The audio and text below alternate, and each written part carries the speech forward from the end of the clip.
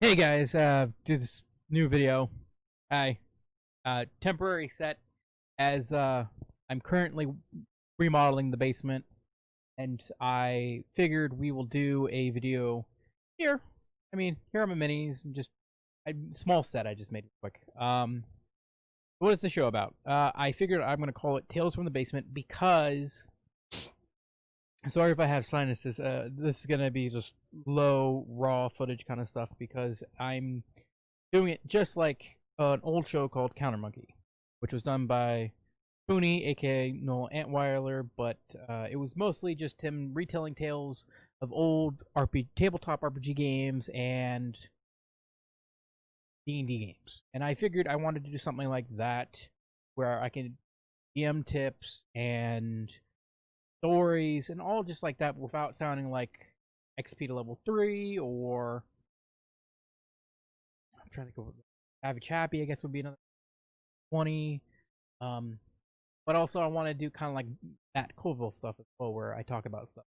And I know this isn't the best set. I know I'm using a crappy webcam, but bear with me. I did, however, get at least decent audio. Give me credit there. Trying.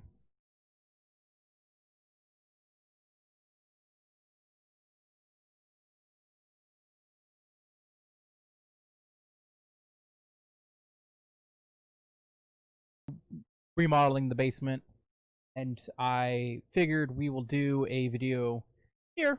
Here are my minis and just a small set I just made it quick. What is the show about? I figured I'm gonna call it Tales from the Basement because sorry if I have sinuses. This is gonna be just low raw footage kind of stuff because I'm doing it just like an old show called Counter Monkey, which was done by Booney, aka Noel Antweiler, but it was mostly just him retelling tales of old tabletop RPG games and D&D games. And I figured I wanted to do something like that where I can DM tips and stories and all just like that without sounding like XP to level 3 or I'm trying to go Savage Happy, I guess would be another 20. Um, but also I want to do kind of like that Colville stuff as well, where I talk about stuff. And I know this isn't the best set. I know I'm using a crappy webcam, but bear with me. I did, however, get at least decent audio. Give me credit there. Trying. First things first. Today's episode, of course, is going to be called "Splitting the Party," and I talked to a couple people on Reddit. I talked to a couple I knew that played. Talked to people online that played, and there's always that running joke about being splitting the party is a bad idea. And I'm making this video to discuss with DMs and players that you can split the party and it would still be fun. But I'm gonna do a little bit of laundry, and I'm gonna talk about a couple other things first before we dive into the video. What am I gonna do on Tales from the Basement? Well, it is gonna be kind of D&D focused. That's fine. I do have, like, for example, right here I have my Pathfinder books. Then further down here I have, nope, that's D&D still. I have my Firefly book. I've been dying to do a video on just talking about it. I have my Starfinder right here. Yeah, those are RPGs I would like to talk about on the show and stuff. But right now we're gonna keep it to D&D. I have a couple of old, I want to say scripts, but they're old stories I have written down of old games I've played in like the last few that I wanted to talk about. Tried to do animations like Puffin Force and all that, and I couldn't do it. I didn't have the patience. So I'm just gonna tell it online like as it is. So splitting the party. I actually wrote notes. I wrote notes last time, and it didn't work out because I think it was 2 o'clock in the morning. I was so tired. So this video is definitely debunking the splitting the party stuff. So let me check this real quick. The common okay. So the main common problem I was finding online when I was doing my homework was either it was overwhelming the DM or it was boring / ruining the party. I think that's what I put. Boring slash ruin party.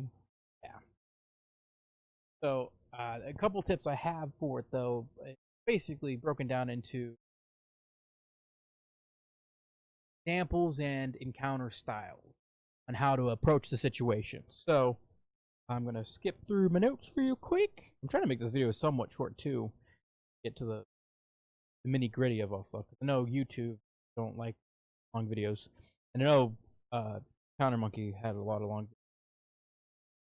You'd be like, well, why don't you just rehearse the script? It's not a script; it's all notes. It's all live for me. So splitting the party being a bad idea because DM will kill the player. So a lot of players get the notion that if they're going to leave the party and go solo, they have a higher chance of dying. Yes, but should the DM kill you? Question. I don't think that's fair to a player that if you don't agree with the party, that if you'd go on your own thing, it's at your own risk because you're going to die. That's not. I don't think that's fair. I don't think that's fair that do that to a player. So what I have is say that a player is interested in a tower that the party doesn't want to check out. The DM should ask the player ask the players who are interested in the tower and then come back to it later. You could separate side quest or during downtime just have those players go do that. And that's kind of a thing that I wanted to bring up in this video. Downtime. If you didn't know what downtime was, Matt Kovo had a good video about downtime where your players can basically, for like a long period of time when like you're not playing, they could be doing something else in the meantime. For example, I currently do downtime in my Tyrion and Dragon game. I'm training kobolds to be in a circus. I have a band of kobolds because I'm a Dragonborn, and I'm Dragonborn not because of the story, but because I figured that'd be something interesting to add in a dragon themed campaign. Plus, I never played Dragonborn, so you can do it as downtime. Come back to it later. That was one option I'm thinking as because, and it will go into the second one too as well. Second one's more like during the actual game, but like doing downtime stuff where you do split the party like that makes it more. The whole thing is to make the group feel more fulfilling. Like they don't have to move as a unit. Is what I'm trying to get at. Is you trying to get rid of that rule where you don't want to move the group as a unit. Now, when I say you, I mean mostly the party. Now, as a DM, don't force the party. Don't force the party into it. Don't let them do anything.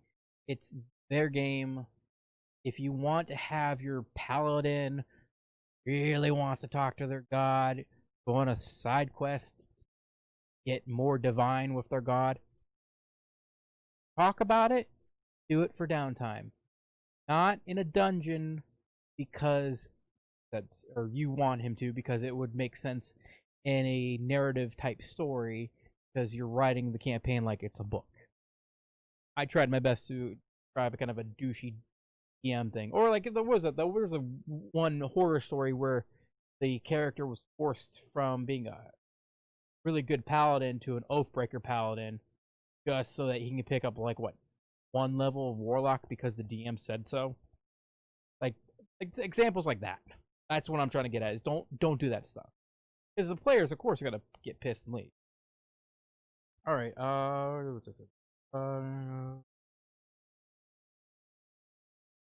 That time will force players into doing a solo or small adventure to kill them. Time being wasted. This was a good one that I left in the notes that said time being wasted, though in my last comment. You want to balance your time. Okay, I'm just gonna skip. You want to balance your time. The best way you can do it is one of two ways. One way is doing the downtime, for example, and have them do those little side quests. Do them outside of the main game for the day. That makes the player feel unique. I want to say the unique.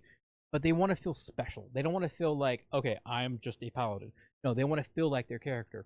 What would their character? Well, if they're a paladin, probably try to get closer to their god. Try to be more in their favor during downtime to get closer. That's what I'm trying to convey in this downtime message. That like you want to get the players more invested in your campaign through their characters.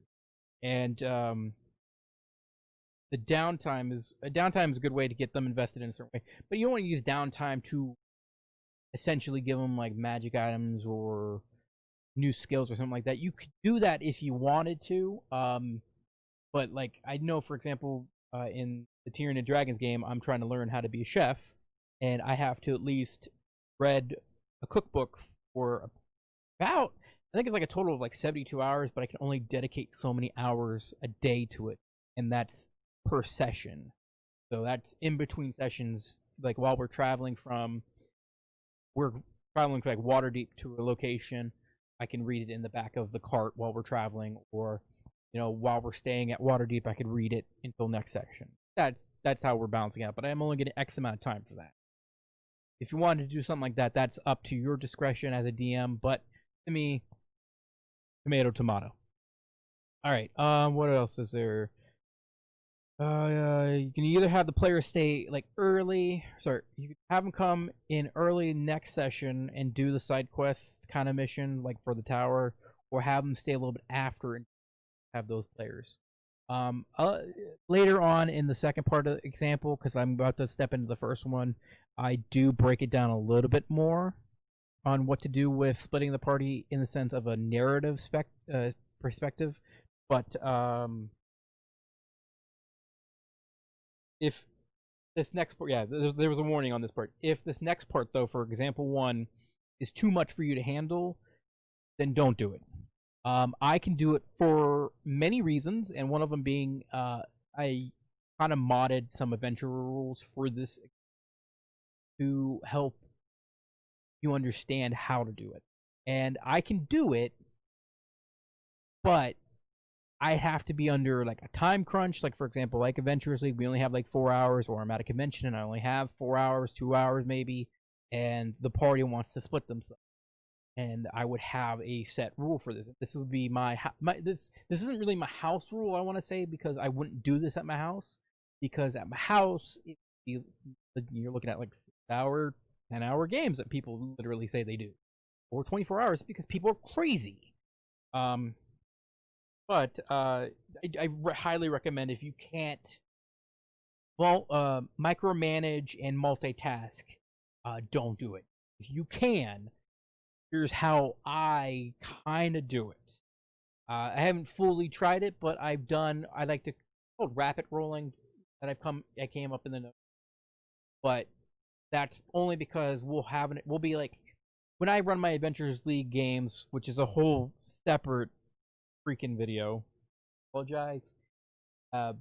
Didn't want to do that as the first video because I had so much to talk about in this one that I wrote it down while I was at work.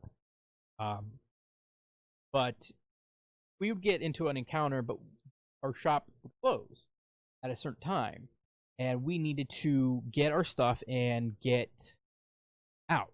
So if we're in the middle of an encounter, this is how we do it. So let me just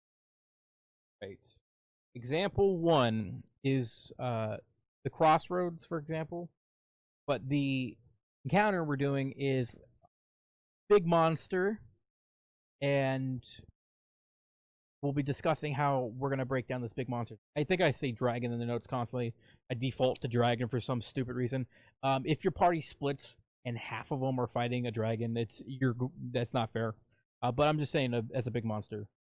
So as I was getting ahead of myself with the rapid rolling, is when the store was coming to a close and we're stuck in the middle of an encounter.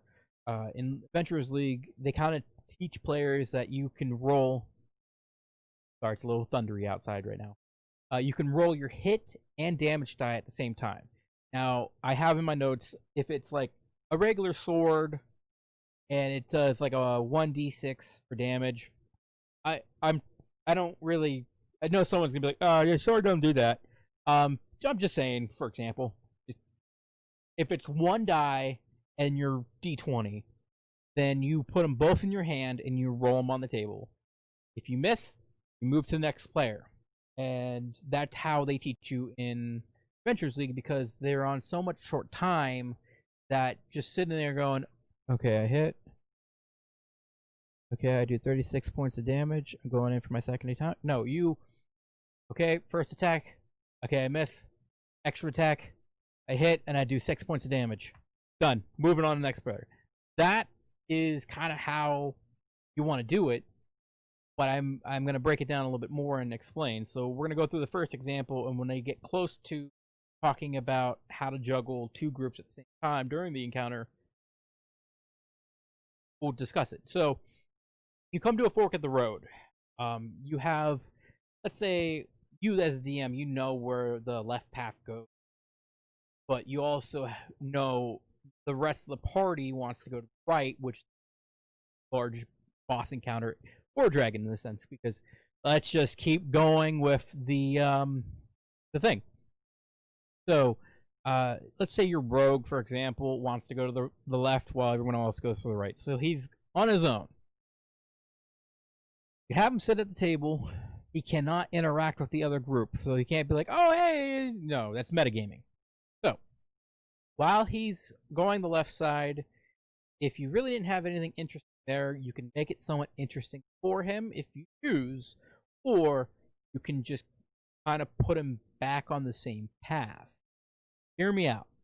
So we're going to go talk about the first one first and make it interesting. How to make it interesting would be, say that there's guards or some type of a creature. Have him or her roll stealth first before they go on their own. If they're in stealth as a rogue, we're assuming they're stealthed. This example, have them keep rolling stealth and just kind of describe how area guards do rotation around, because in the area castle or something for this encounter. We're assuming there's monsters. You can have them sneak past and get them somewhat close to the area where the dragon is, where the rest of the party's playing. If in some case they have been spotted, you have two options. The reason why you have two options, and one of them sounds like the reason why we don't split the party, is because the first option is going to be do a chase encounter. Now, if you don't know what a chase encounter is, I just wrote it in my notes without even explaining it, but chase encounter is you have the player flee at the number of their movement speed. So they can only move X amount of their movement speed. The creature that they're either chasing or chasing them will try to move as well. However, when you go back to the player, have them roll a dexterity save. This will cause them, because they're running in a panic, in a chase, they will either move X amount of squares forward, or they're going to keep running at the same speed. Now, if they trip, for example, that's like a nat 1, they don't get to move for their turn. If they want to ready an action, they only can move half their speed or less, because you don't get to move for that action. The monster gets closer or something like that. There was a campaign I was watching that was doing a chase scene. I'm trying to remember how they were doing it. There was a certain rule with readying an action, because it does cause you to be at a disadvantage. You don't get to keep running and ready an action at the same time, and you can't just roll disadvantage for that. So you either have to fight or flight, and then in this case, you want to keep at a flight moving. And what you want to do is you want to give the player a chance to get back to the party.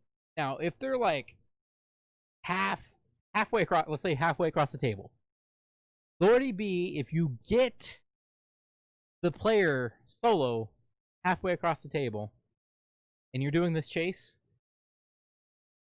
I don't know what in the world you were thinking to get them that far. Keep them as close to the party as you can, even if you have to fudge the dungeon and like make rooms that don't make sense. As long as it's like 4 rooms away at least, like an easy way for them to get back to the party if they have to. Don't just put them halfway across the map, and it can happen. There are dungeons out there that are large where going solo might actually scare the player, or they might be just as stupid as we want the joke to be. So you do the chase encounter because you want the player to retreat, and if they choose not to retreat and they want to fight, you can do 1 or 2 options. You could kill a player if you really wanted to be distasteful and just that's their fault. Or, this would be that kind of rule where you could fudge your rules a bit and try to give them a chance. I mean, higher players fighting lower creatures might have a chance, but that's like slim pickings. You could still throw 50 kobolds at one guy and it still would kill them quickly because it's 50. Let me see. Blah blah blah blah. Last comment.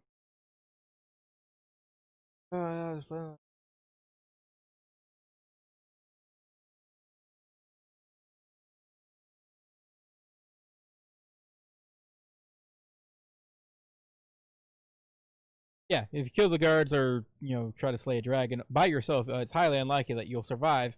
But if they choose to go into an encounter and the other group goes into an encounter, this is where it gets micromanaged and difficult for a lot of DMs, and I don't recommend it. But you will set a timer on your phone for 5 minutes. When you get really good at doing this encounter, you can do this 5 minutes or less, but you will have them do the rapid rolling. And I think in this rogue encounter, we're gonna use 5 kobolds. He's been spotted and he's got 5 kobolds, and he's trying to get around this narrow corridor while the party walks into a large sleeping dragon, which unfortunately wakes up in a large room. Looks like a large great hall, but they can't really tell because they see a large sleeping dragon that just woke up. So for the kobolds, let's just say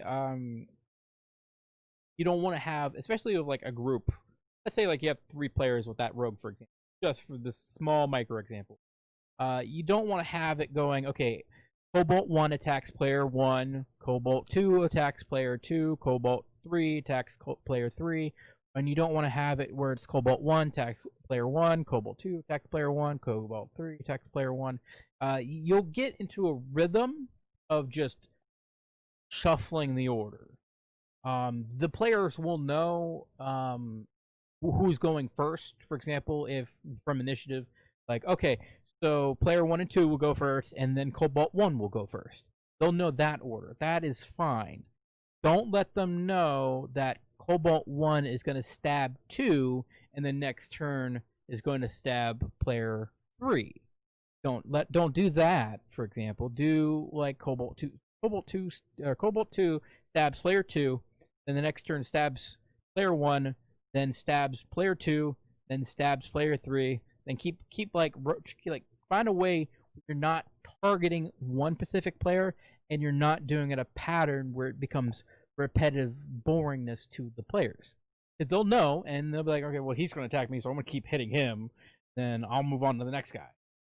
Like, that's kind of like regurgitated combat, and the best way to do it is you'll get into a rhythm of it. You'll keep going. Okay, well, 2 already attacked him. Oh, well, this is micromanaging. How am I supposed to do this on top of another encounter? You won't really pay attention to this pattern because you'll just attack anyone randomly. That's what I'm getting at.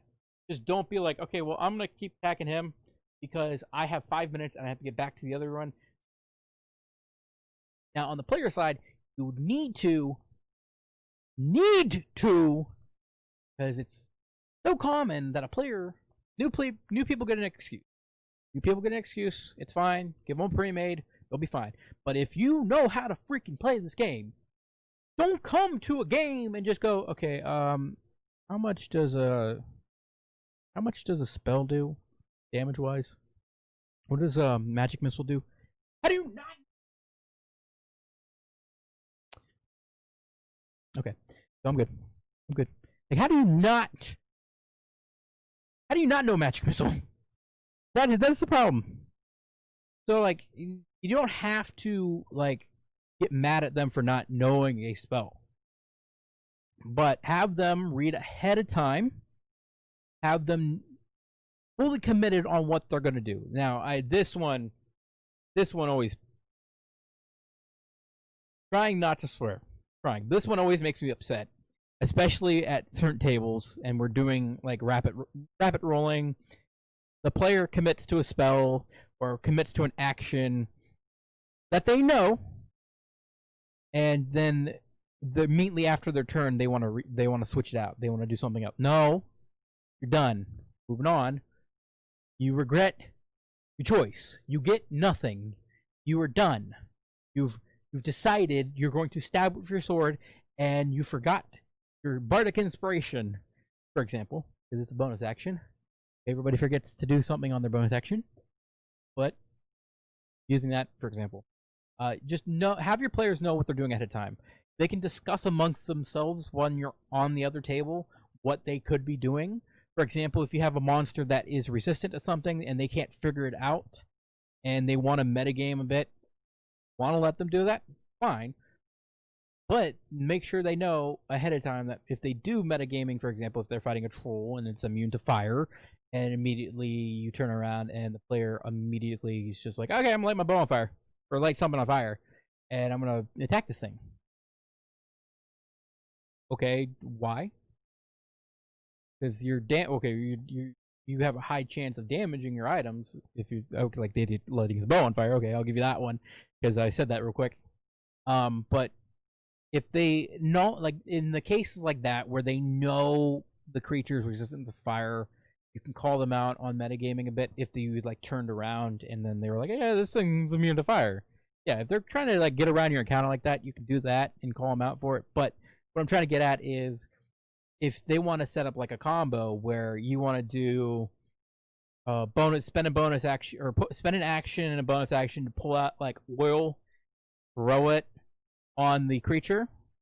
You get it on the creature, and then have your wizard, cast firebolt and light the son of a bitch. There we go. Or finally, I'm so tired.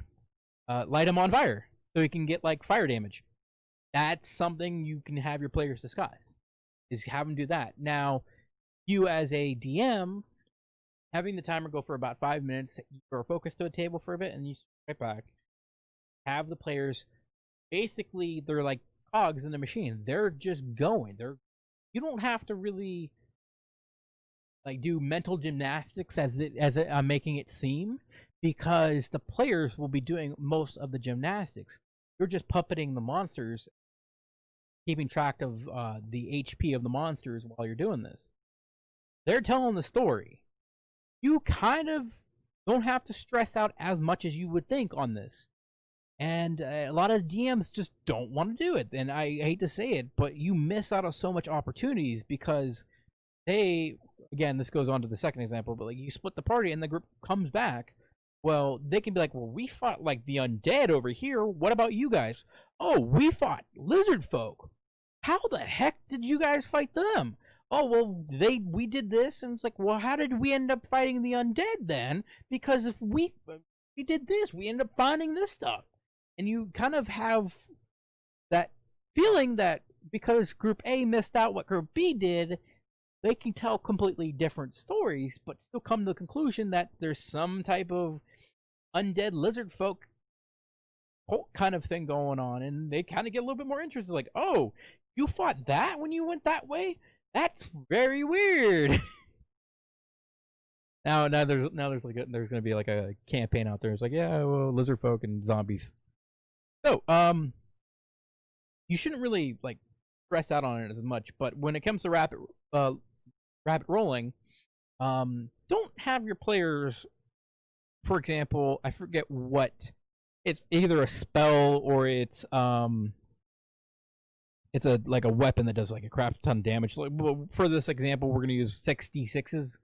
Don't have them roll their d20 plus all the 66s in their hand. Just have them roll the d20 first with like one hand d20, one hand the d6s, so they can just go throw, and then if they want to, cup the six together to get a better roll, they can do that.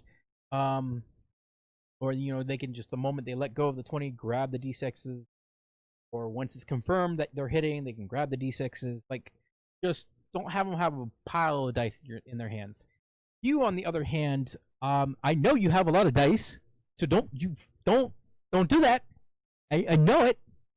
What I want you to do is to have individual dice for individual creatures. Have one d20 for your saving throw. Just grab it off the table, roll it. If it falls off the table or it's out of reach, which I don't know why you're rolling that out in the open, but okay. Just let it go. Grab another one. Have your players grab it. Just keep going. Don't stop. Don't come to a halt. Just keep moving. And then have, like, Cobalt 1 has a die, Cobalt 2 has a die, Cobalt 3 has a die, and roll those all together, and then go down the list when it comes to that order. Now, if, say, for example, you're in the middle of an action and the alarm goes off, just immediately roll the damage, tell the player that they're taking that, and flip over to the next table, and then they will automatically start thinking, well, okay, so I just took that. Can you heal me next turn? And they'll be like, yeah, okay, I can do that for you. Or, hey, my attack didn't work so well. Do we have another plan to taking on this roll? Well, what have we not tried yet that does not seem to be effective? Okay, well, do this. And then when you flip back to the other one, you just keep that going. You want to try to get yourself that point when you're doing these multiple encounters between that can get combat from yourself done quickly for their sake, because you want them to take majority of the 5 minutes trying to attack you while you're attacking them. It's pretty simple. You roll, hit. Did I hit your AC? Did I hit your AC? Which brings me to the fact that you should probably, going into at least session 0, grab a sticky note, grab a dry erase board, grab something. You could use your phone, but grab something where you're going to write down everybody's armor class. And when they change armor, ask for the AC again and then update it. Because stick that on your DM screen, keep it with you during combat. Just continuously while you're switching tables, look and see if you can see. Roll for the damages, or roll to hit, and then if none of the d20s you roll for the encounter hit, then you're good. Then go to the players and get the players going. You want in these split party encounters, you want the players to have control of the encounters. Just because, and I'm saying this more like, you don't want to do a legendary action kind of like final boss fight. You want everybody together for those ones. Those are supposed to be iconic. But for this dragon encounter, it's kind of like, that's all I was writing. But a big boss fight, like think of it, a mini boss, while the lone ranger over here of just fighting kobolds is catching up the party. Now, that's pretty much it when it comes to the rapid combat from the DM, the player standpoint. Now, how do you get the lone ranger type? I keep saying ranger. The lone. Every time I say it, it's because it's a bad class. The lone rogue back to the group. Well, he say he survives the encounter, or he runs back to the group, or he runs away, and he gets to where this part of the encounter takes place. You're gonna have them come from him. Keep doing it again. Him or her from a different angle or a different area that is connected to that room. Try your best. If it's a pre-made, you're not going to be doing most of the stuff. I know most of you guys will do homebrew, but like most homebrew, your players aren't going to know.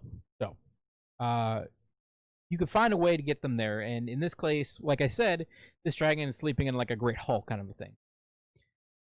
You can present that player with the option of he could hear the dragon down there, and he could hear his party fighting it, and hear them struggling because it's a dragon. But if it's a large creature, you could hear him. In this case, I said in this example, we're going to put a chandelier up. and the chandelier is going to either A, be cut and dropped, or B, they're going to ride it down and land on this creature or dragon. One, they're helping out the second party's encounter by doing that, and it brings them back into the fold, and they're going to be there to help out with that. Two, if they choose to ride that chandelier down, for example, they're going to be stepping into that combat like a badass. I'm keep swearing. I try my best not to swear for this show, but it's pretty much out the door. Thanks, YouTube, for your family friendly. Not like I'm getting paid anyways.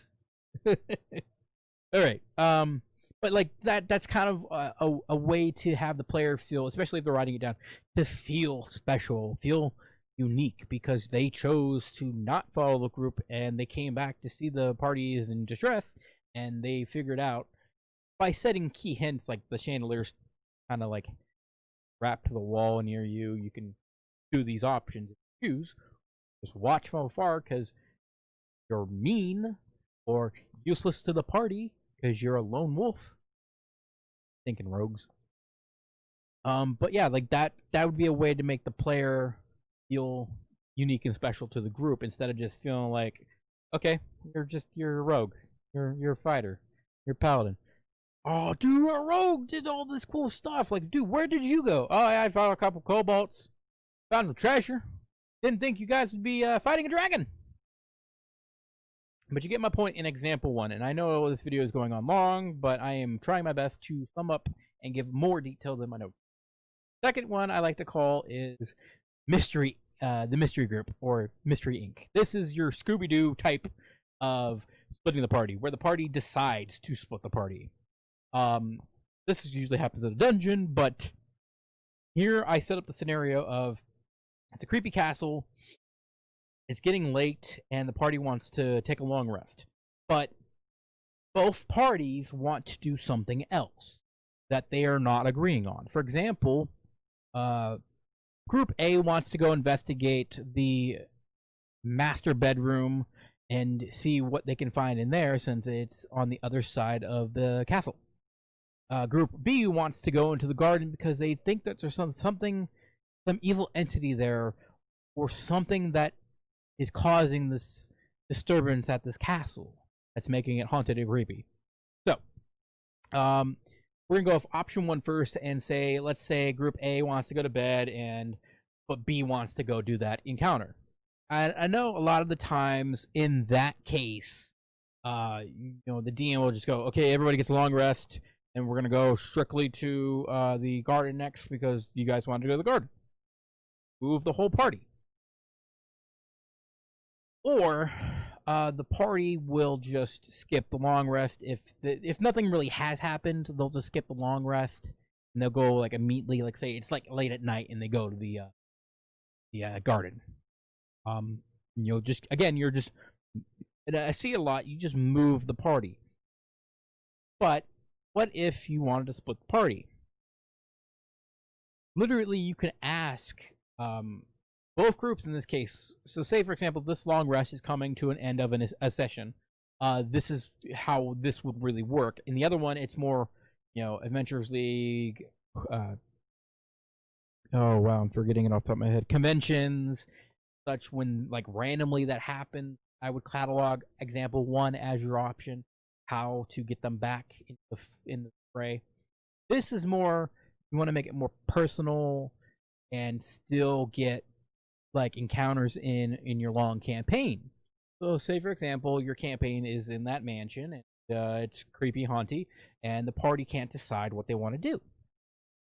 If you do it right. If you're going to railroad them, then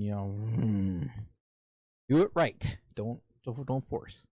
You can literally split the party by having Group A come in either like early or after the current session and just play that part, and then the group B will do the opposite.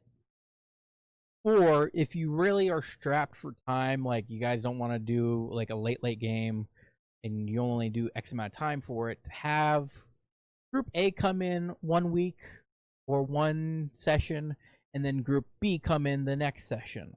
So in 3 sessions, have 2 of them where one is for group A and the other is for group B, and then session 1 group A, session 2 group B, session 3 everybody's back together at either a meetup point, or they just go right back to the bedroom they were going to sleep in, and we kind of just paused the campaign there and had them do that.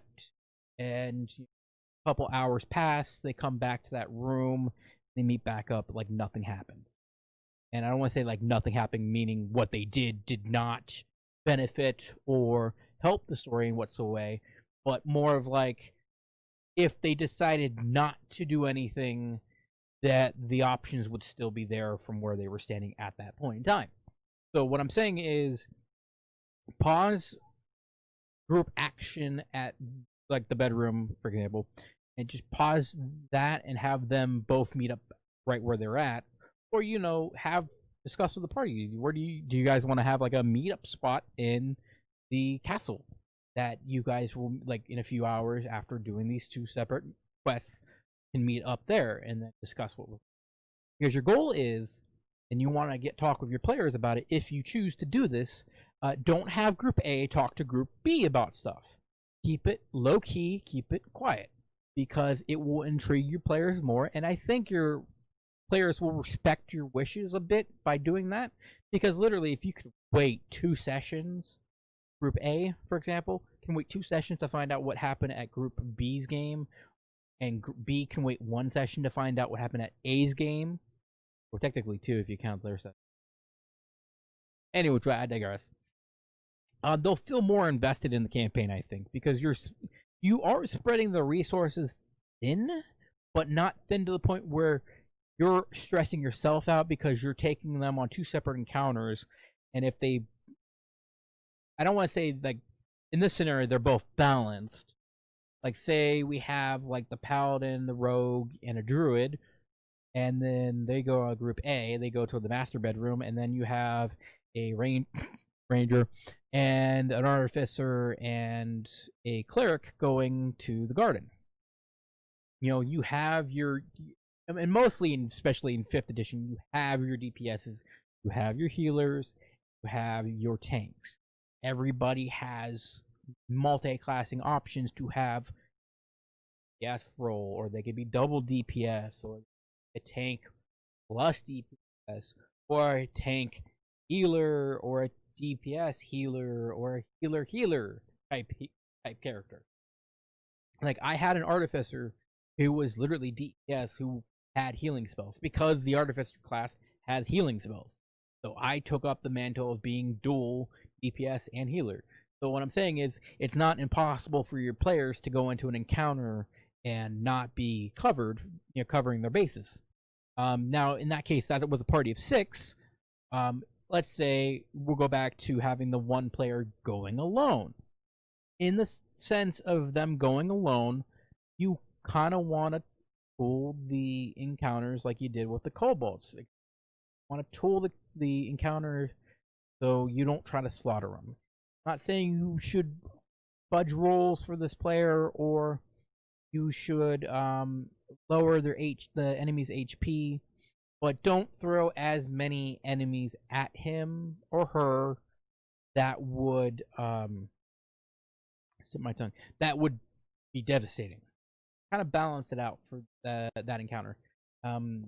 You could also, because this just popped in my head and I completely forgot.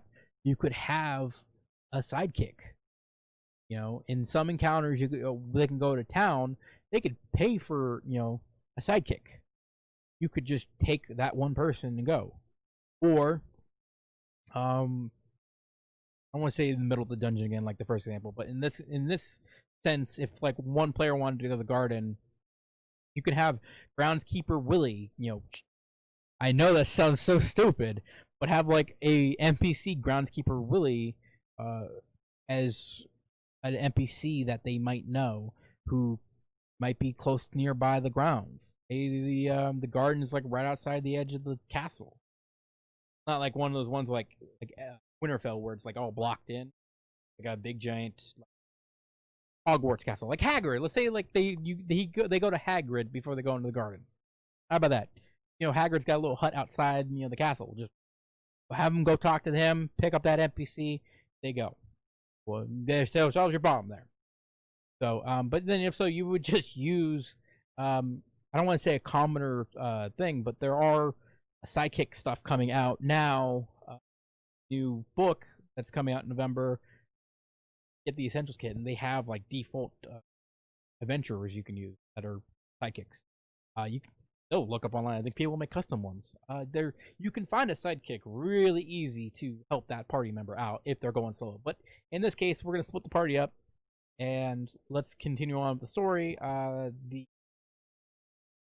The three adventurers that go to the master bedroom, they discover the fact that they do some investigating, and they find some lore that the family that was living here became deadly ill and died from a mysterious curse.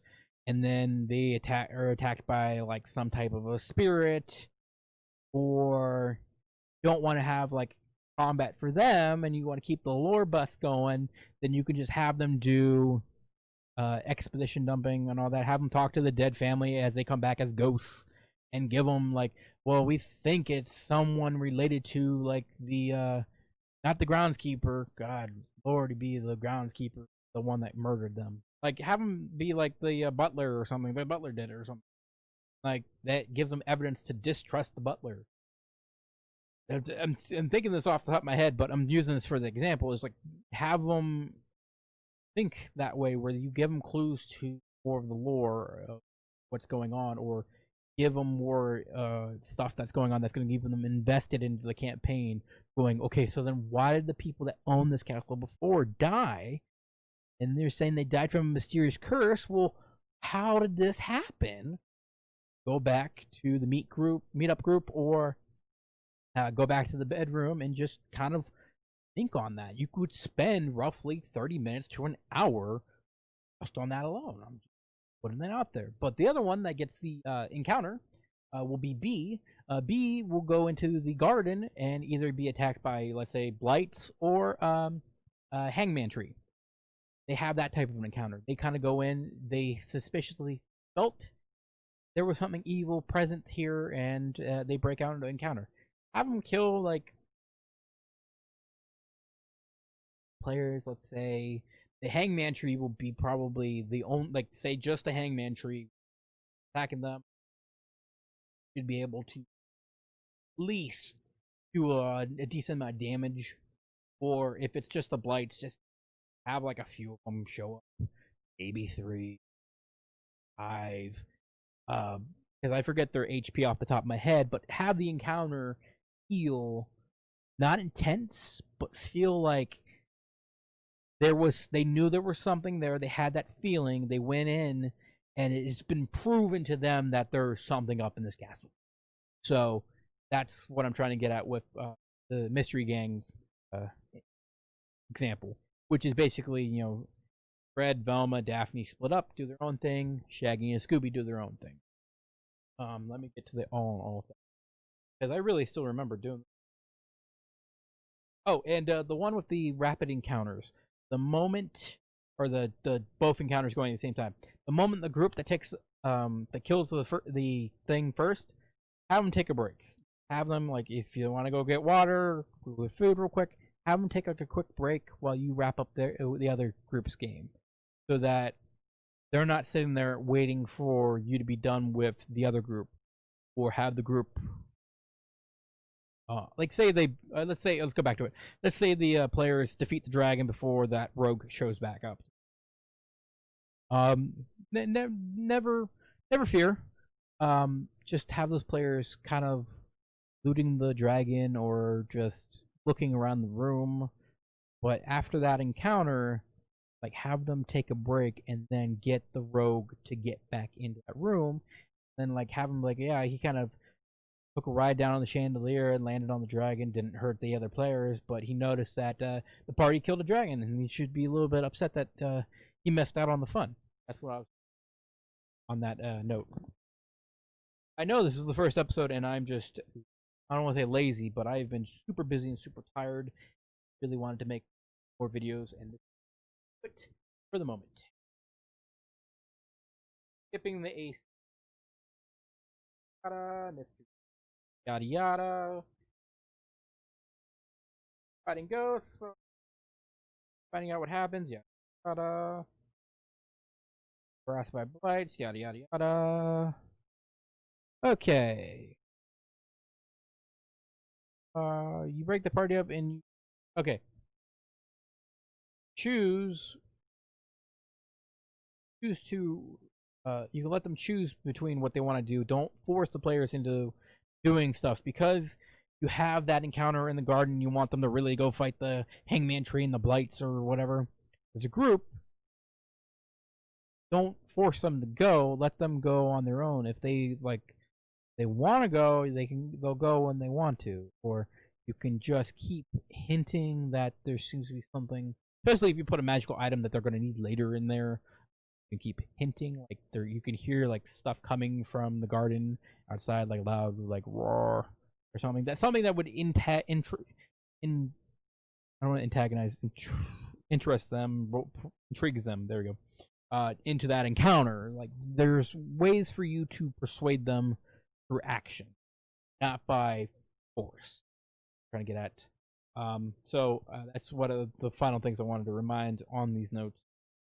Was you can always use suggestions to getting the player and want them to get invested in side quests. So for example, I had one where you can have a filler mission. For example, everybody goes back to Waterdeep, but the fighter wanted to go check out the windmill. He ends up getting, he or she gets a Vorpal Blade. Or the party goes, what? Well, yeah, it turns out like there was this dungeon. He goes on a solo dungeon and he finds out there's just a dead knights through the windmill. It's like a secret society. He found a Vorpal Blade. No idea why. But you, in that case, you do want to balance it out because you don't want him to just him or her to have that Vorpal Blade, and then the party go, what?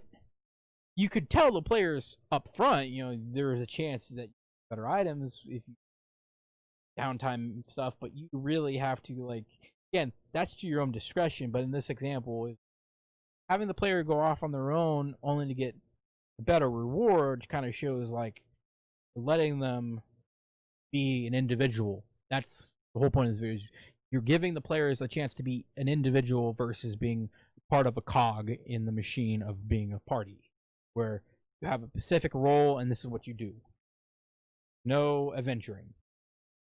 While the rest of the party is discovering an amulet. They'll say that the fighter goes and gets the Vorpal Blade from the windmill, and then they go, and the rest of the party goes to like a grave during the same time, like that. In this example, they get an amulet, and they need both the sword and the amulet to fight the big bad guy of the campaign. Great. Same medallion, same time. They get those, and they need them to defeat the enemy at the end of the game. This kind of comes from Curse of Strahd a bit with the multiple items, but yeah, there you go. And then while the players off on their own, and especially Curse of Strahd, you could have Strahd try to persuade them or convince them that to help. It would be a great way for the player to feel invested, but he's gonna try to like attack Strahd. In that case, just let Strahd go away. But again, just kind of like have that interaction, that you have your big bad guy talking to your player. And it's that moment between those two that makes the game feel special. You're letting him go get the Vorpal Blade or whatever, Pencil Blade, and he pops up. I cannot believe I'm going off on Strahd because I hate that campaign, and that's a whole separate story. So I hate that campaign. But for this example, multiple items have, like, if a player really wants to go for that item, just send it that way, balance it out for them, have them try to go get it. They can leave at any time. Like, if they can't handle what's going on there, they can just leave, go back to the party and talk. But I digress. That was off the top of my head. But having the party, like, if you have a campaign where they need items, they don't you have one player that doesn't want to go that way, wants to go another way, you can help the story go a certain way. Sure, you'll lose like one encounter, one large encounter for the party, but you can always bounce back with just rewriting it or redoing it, especially in homebrew. All in all, if you can manage the workload on your campaign, then yes. But if you can't, then I really don't recommend it. But don't force your players, because again, like I said, especially in the Rapid, they're telling the story by ways of their combat versus you're just puppeteering. And then in the sense of the mystery gang, you're having them explore without the feeling that they're being either A, railroaded, or B, forced into being